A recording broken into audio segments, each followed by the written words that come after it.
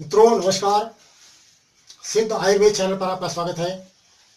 और लीजिए आज फिर एक महत्वपूर्ण नुस्खा, एक महत्वपूर्ण औषध स्वदेशी को बढ़ावा देने के लिए। देखिए, एक जमाना था कि विदेशी लोग ये कहकर हमारा मजाक उड़ाते थे कि घास फूस से कहीं इलाज होता है, घास फूस से भी कोई इलाज होता है। आज वही लोग बार बार कहते हैं कि use herbal medicine, herbal medicine use कीजिए और अपने स्वास्थ्य को यदि बनाए रखना है तो आपको जड़ी बूटियों पर ही निर्भर होना पड़ेगा। आज वही लोग इस बात को की प्रशंसा कर रहे हैं। तो इससे ही महसूस होता है कि भारत में विश्व गुरु बनने की क्षमता है। हम स्वयं को पहचान नहीं पा रहे हैं। आप स्वयं को पहचानिए, अपने महत्व को पहचानिए और स्वदेशी को अपना करके अधिक से अधिक लोगों तक पहुंचाएं। देखिए, विश्व गुरु यदि बनना है तो सबसे पहले हमें अपनी पद्धति को अपनाना होगा, तभी दूसरे लोग इससे प्रोत्साहित होंगे, प्रभावित होंगे।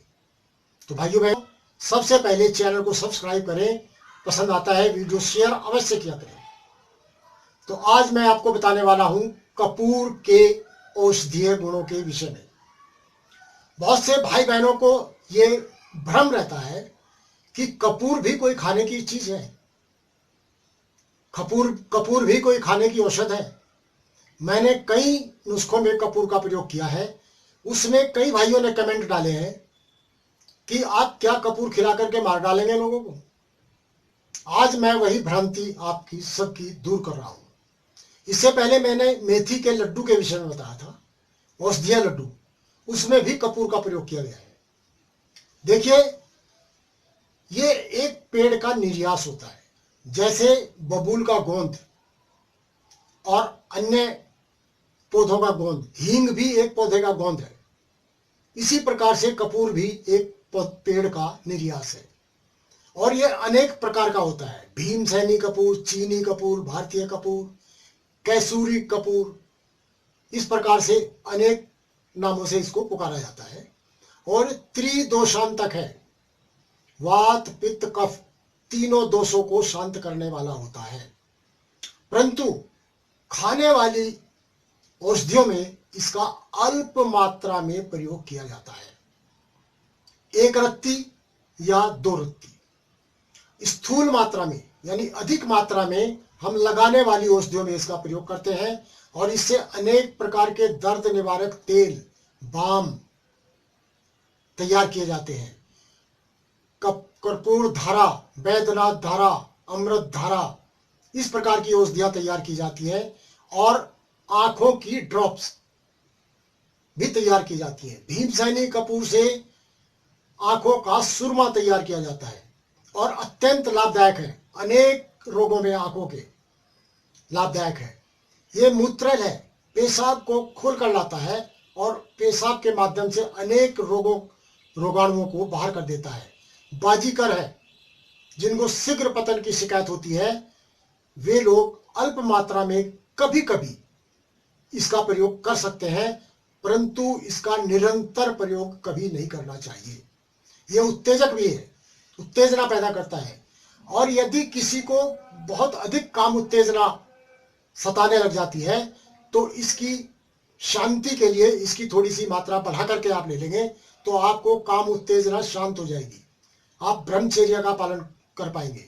जो ब्रह्मचर्य का पालन करना चाहते हैं, काम उत्तेजना को शांत करना चाहते हैं, वे कपूर की आधा से 1 ग्राम की मात्रा प्रतिदिन 1 सप्ताह प्रयोग कर लें, उनकी काम उत्तेजना शांत हो जाएगी। चर्म रोगों में ऊपर से लगाने के काम आता है। वात, कंपवात और ज्वर में, देखिए मैं इसका एक आपको सूत्र आज बता रहा हूं। यदि किसी व्यक्ति को ज्वर है तो आप आधा लीटर पानी ले लीजिए और उसमें आधा ग्राम कपूर डाल दीजिए और उसको अच्छी प्रकार हिलाइए, खूब जोरों से हिलाइए, उसको हिलाइए, रख दीजिए, फिर हिलाइए, फिर रख दीजिए। इस प्रकार से कम 60 बार उसको हिला दीजिए और फिर उसमें से एक एक दो दो चम्मच जिसको ज्वर आया, बुखार है, उसको पिलाइए। 3-3 घंटे पर पिलाइए, देखिए ज्वर शांत हो जाएगा। इतनी महत्वपूर्ण औषध तैयार हो गई आपकी। और फेफड़ों से कफ को बाहर फेंकने में इसकी बहुत बड़ी भूमिका है। आमाशय रस को उत्पन्न करके हमारी अग्नि को प्रदीप्त करता है। और इसको प्रयोग करने का जो तरीका है वो मैं आपको बताता हूं। या तो इसको चीनी में मिला करके आप प्रयोग करें, गर्म पानी से मिलें, या दूध में मिलाकर के इसको प्रयोग करें। लेकिन कभी भी इसको लगातार प्रयोग नहीं करना चाहिए। उत्तेजना और बाजीकरण के अतिरिक्त आप इसको लगातार 4-5 दिन प्रयोग कर सकते हैं। और बाजीकर के लिए यानी स्तंभन शक्ति बढ़ाने के लिए यदा कदा ही इसका प्रयोग करना चाहिए। तो इस प्रकार से आज मैंने कपूर के संबंध में आपका भ्रम दूर किया है और इसके उपयोगों के विषय में पूरी जानकारी आपको दी है। आप इसको निर्भय होकर के औषध रूप में प्रयोग कर सकते हैं, किसी प्रकार की कोई हानि नहीं होती। भाइयों बहनों, स्वदेशी को बढ़ाने के लिए, स्वदेशी की वृद्धि के लिए यही चैनल चलाया जाता है और यही एकमात्र चैनल है जिस पर प्रत्येक कमेंट का संतोषजनक संक्षिप्त उत्तर दिया जाता है। आपका बहुत बहुत धन्यवाद। नमस्कार।